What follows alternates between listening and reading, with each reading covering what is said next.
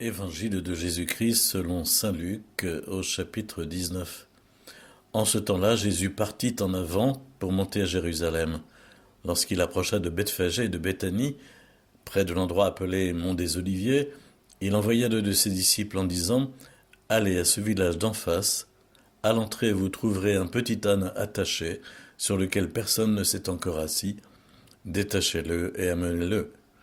Si l'on vous demande « Pourquoi le détachez-vous » vous répondrez « Parce que le Seigneur en a besoin. » Les envoyés partirent et trouvèrent tout comme Jésus leur avait dit.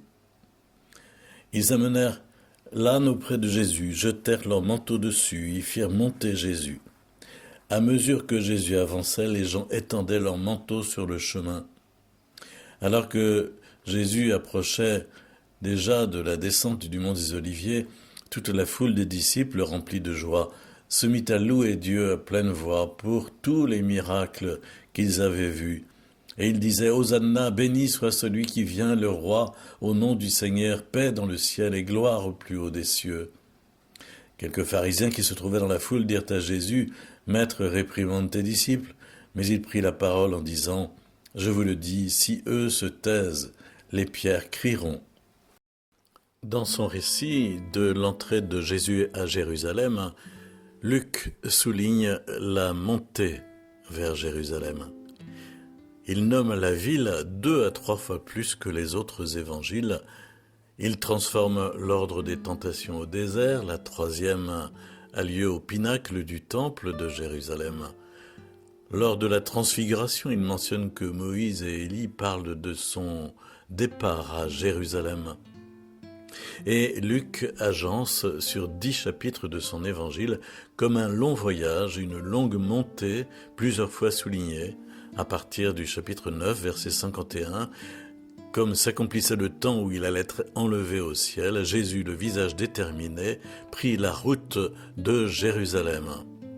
On ne s'étonne donc pas que le récit de l'entrée dans la ville au terme du parcours soit alors solennisé. Jésus accomplit les Écritures. Il va révéler son identité messianique en respectant ce que disent les Écritures de l'arrivée du Messie. Il va d'abord descendre du mont des Oliviers avant d'accéder à Jérusalem. Luc mentionne les villes de Bethphagée et de Béthanie qui sont situées sur le versant est du mont des Oliviers.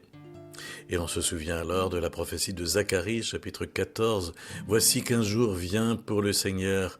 Alors le Seigneur sortira, ses pieds se poseront ce jour-là sur le mont des Oliviers. » Jésus somme ses disciples d'aller chercher un ânon.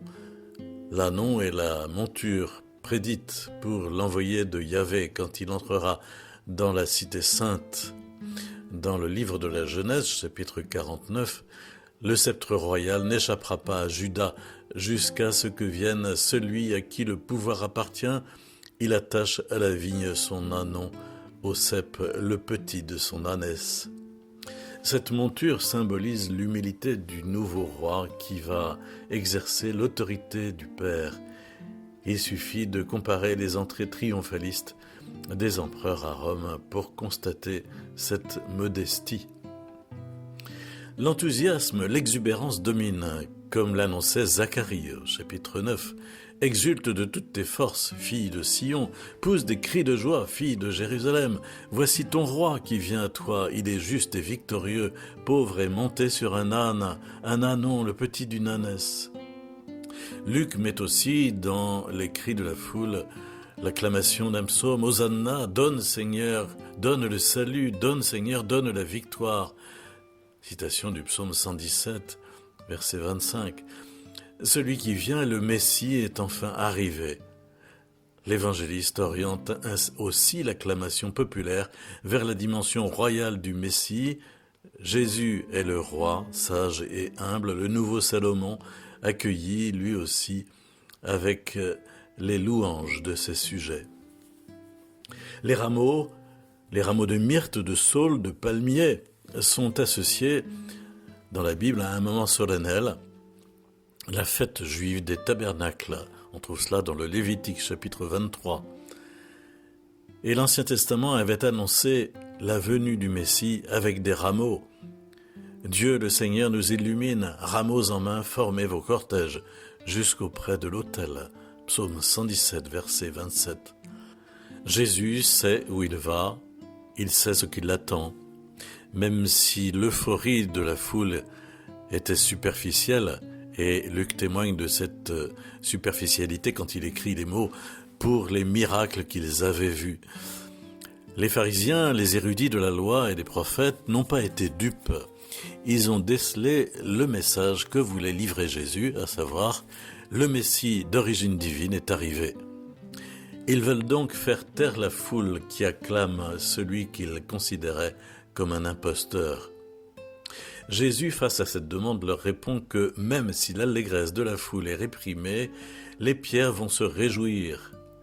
Il réaffirme ainsi sa revendication messianique de l'Ancien Testament. L'Ancien Testament, en effet, dénote que les éléments de la nature réagiront fortement à la venue du roi, du Messie. Le peuple, comme il est dit au premier livre des rois, chapitre 1, verset 40, le peuple jouait de la flûte et manifestait une joie débordante, au point que la terre se fendait à leur voix. Citation encore du psaume 8, verset 3, « Jusqu'aux cieux ta splendeur est chantée par la bouche des enfants, des tout-petits, rempart que tu opposes à l'adversaire, où l'ennemi se brise en sa révolte. » L'intensité de l'opposition va augmenter, et elle va trouver sa conclusion ultime dans la crucifixion.